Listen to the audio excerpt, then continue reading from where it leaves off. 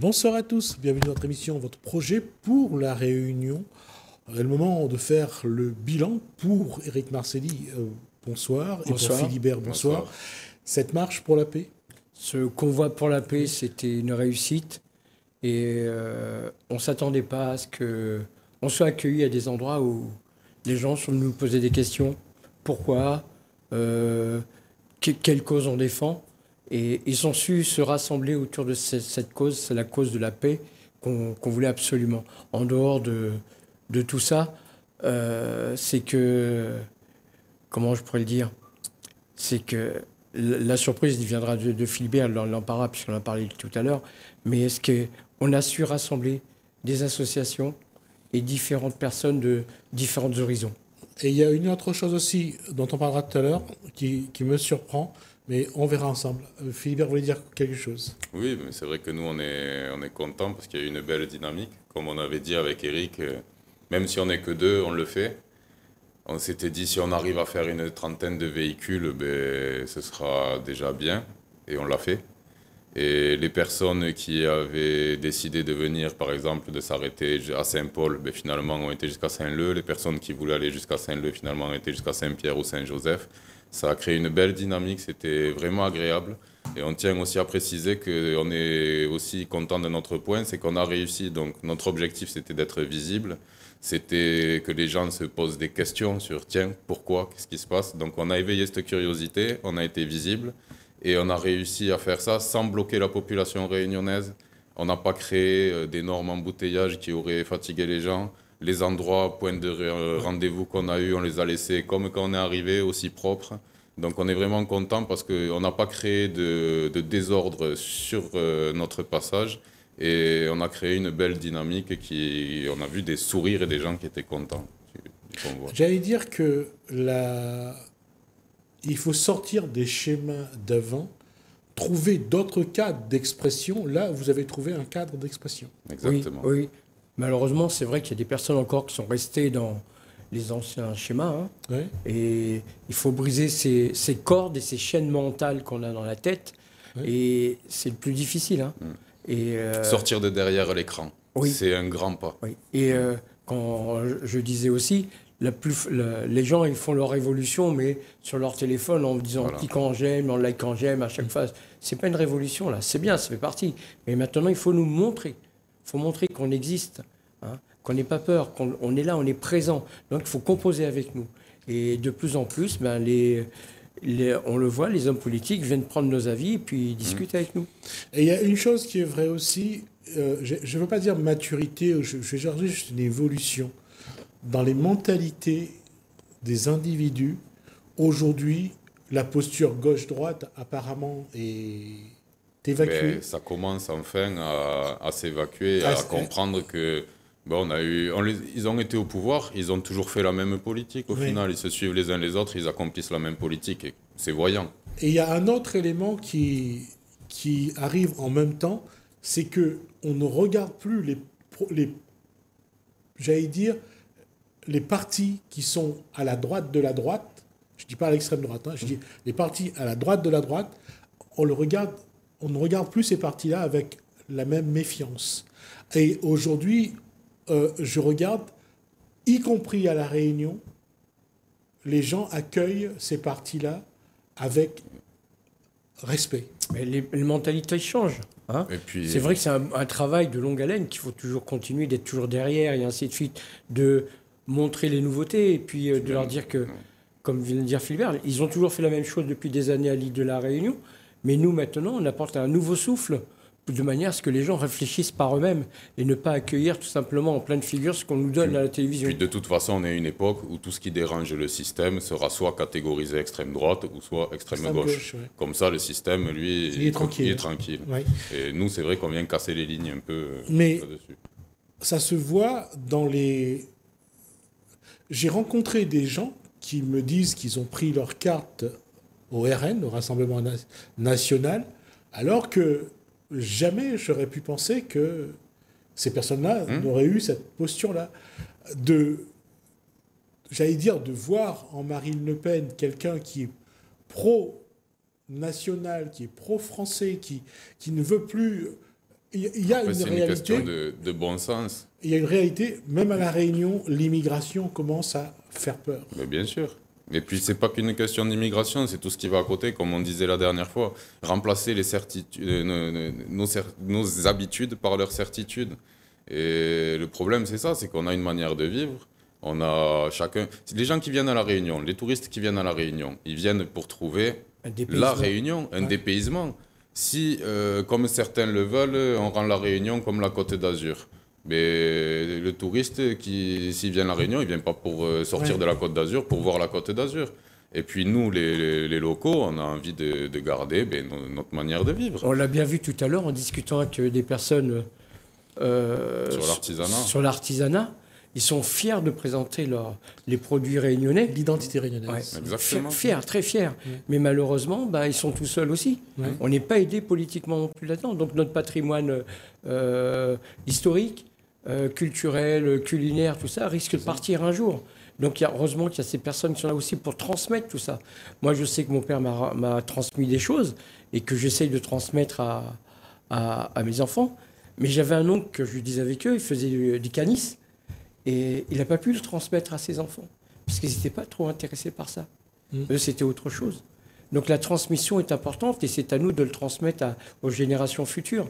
Et c'est pour ça que nous sommes là, que nous disons haut et fort, c'est important de savoir d'où on vient pour savoir où on veut aller. Je ne suis pas contre l'évolution. Et être pour nous, ce n'est pas être contre les autres, c'est juste être pour nous. Ça, c'était quelque chose qui, il y a quelques années, enfin, on va dire il y a 20-30 ans, lorsqu'on disait « pour nous », ça choquait. Ouais. Aujourd'hui, les gens veulent qu'on pense à eux. Mais parce qu'on voit parle d'eux. qu'aujourd'hui, on ne décide plus ni par nous-mêmes, ni pour nous-mêmes. Et les gens l'ont bien compris, et il y a un ras-le-bol. On veut décider par nous-mêmes et pour nous-mêmes. Ça ne veut pas dire exclure ou se mettre en confrontation avec l'extérieur. Non. Mais ça veut dire, là, on voit qu'en ce moment, c'est des intérêts extérieurs qui nous gouvernent. Et ça, on en aura le bol. Et ce n'est pas d'être égoïste pour nous-mêmes. C'est pour l'ensemble, la collectivité. Ce n'est pas l'intérêt personnel. C'est quand on est bien avec sa propre identité qu'on peut s'ouvrir aux autres. Ouais. Et on le voit aujourd'hui sur le territoire hexagonal, on voit que les Français commencent à dire « moi, je pense à moi, je veux qu'on s'occupe de moi ». Et que cette posture-là n'est plus scandaleuse, n'est plus raciste. Tous les autres pays de la planète fonctionnent comme cela.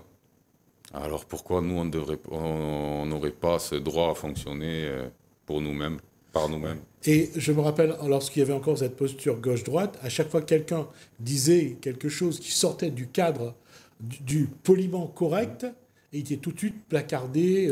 Mais nous, on le ressent quand même encore, puisque bon, c'est rare, mais on est quand même tombé sur une ou deux personnes qui nous disent « Ah, mais vous êtes pour la paix, c'est bien. Hein. Ah oui, mais non, mais vous, c'est trop ce côté-là. » Mais donc, à chaque fois, on répond la même chose. Mais quel côté ? De quel côté tu me parles ? Est-ce que tu as écouté nos paroles ? Oui ? Dis-moi à quel moment cette parole est extrême. Non, elle va être radicale, elle va être ferme, mais elle n'est pas extrême. Dire on veut préserver nos traditions, eh bien oui, on veut préserver nos traditions. Bon, ça ne veut pas dire être contre les autres, ça veut dire nous on veut que nos enfants ils puissent continuer à découvrir les repas qu'on a eus, la pêche à la golette, faire ramasser les coquilles, enfin... Voilà, des choses classiques, comme dans d'autres régions de France, ils veulent, les Bretons, ils ne veulent pas perdre leurs crêpes. C'est tout. On le voit surtout quand on parle des régions, on parle de la Bretagne, on parle de la Corse, on parle de l'Alsace. Voilà, par exemple. Les gens essayent aussi de préserver cette identité régionale, quoi. Oui. Et c'est qui est naturel. Mais c'est naturel. On a voulu tout uniformiser, avoir une seule pensée unique aussi. Et malheureusement... je vois les gens de ma génération se rendre compte que c'est pas bon, donc on veut montrer un autre chemin à nos jeunes. Et moi je sais que j'ai une fille là qui a 15 ans, elle commence à comprendre plein de choses. Et elle me dit pourquoi ?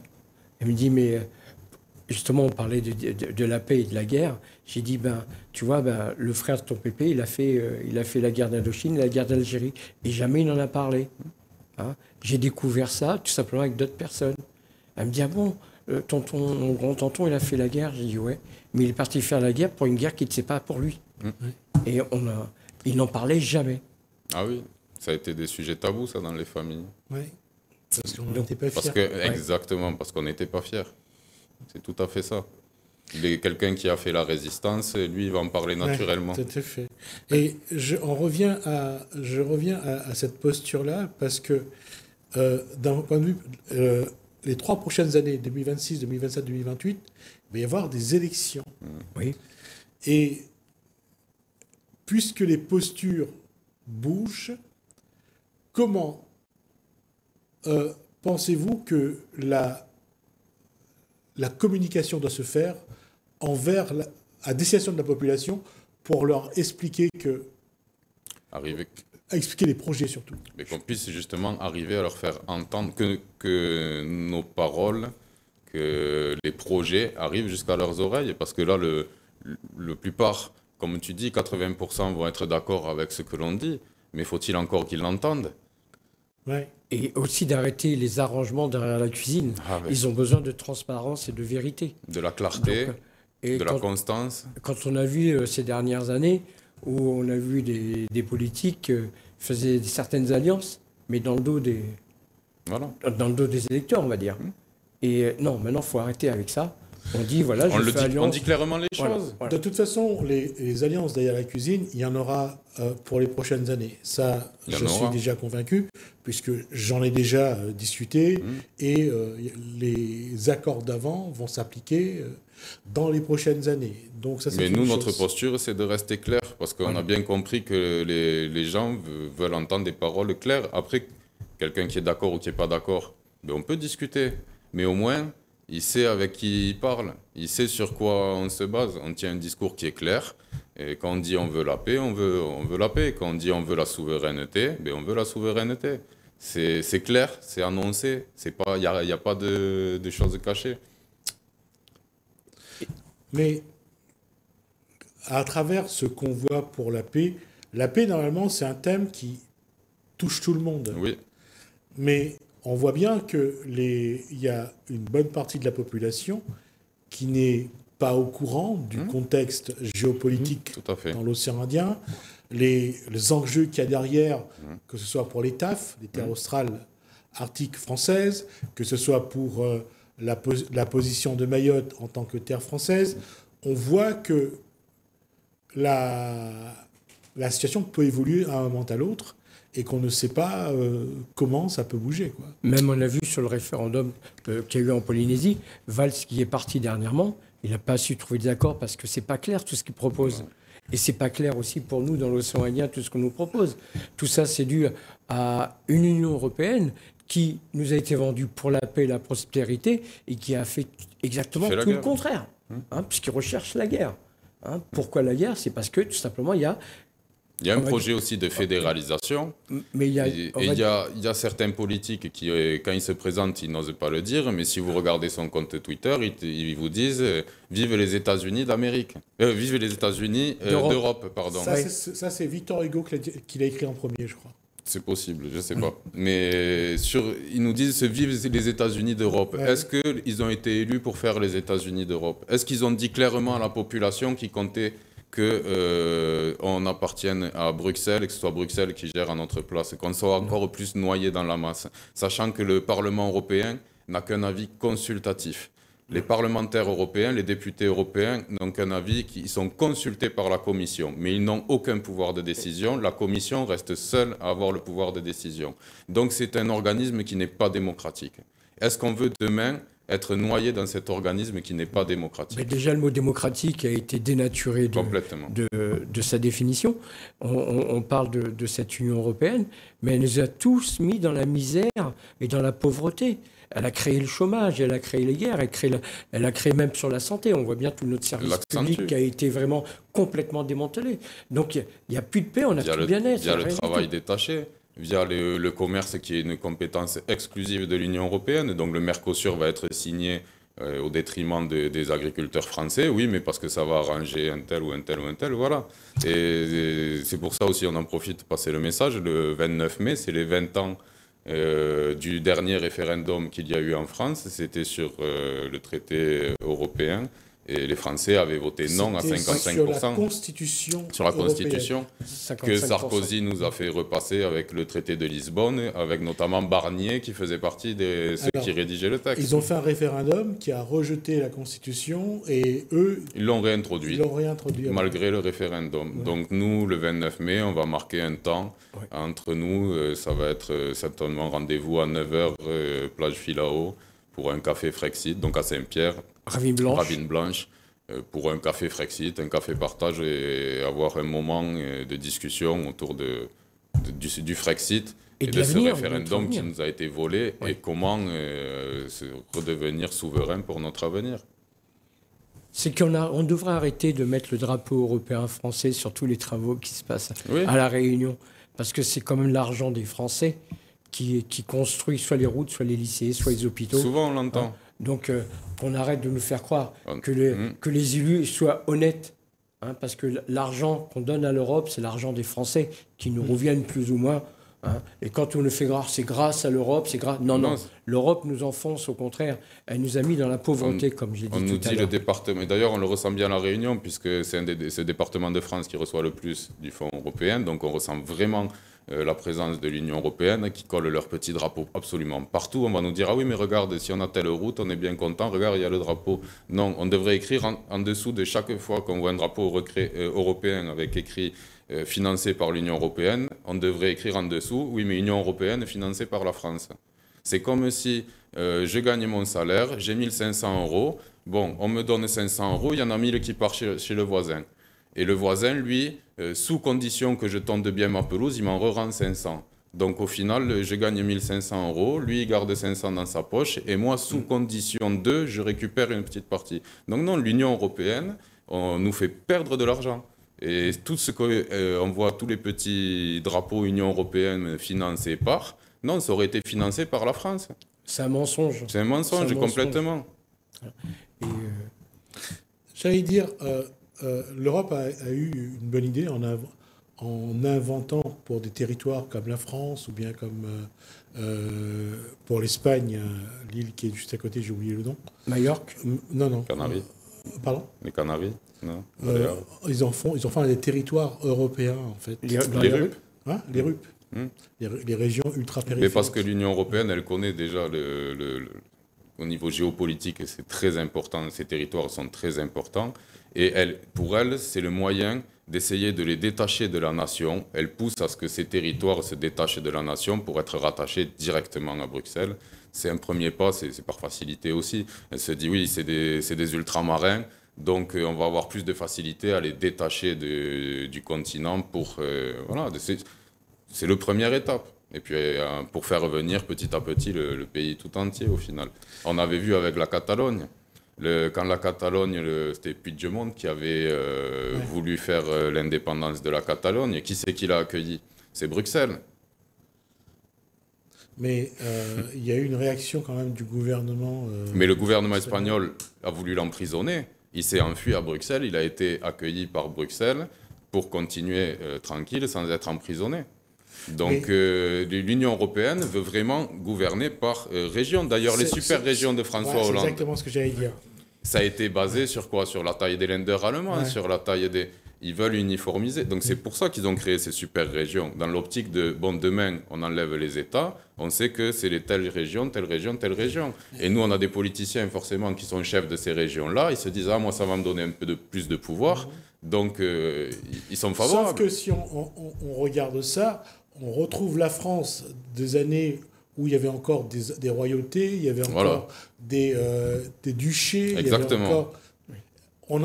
On est en train vraiment de revenir en arrière en essayant de créer des super-régions. Ouais.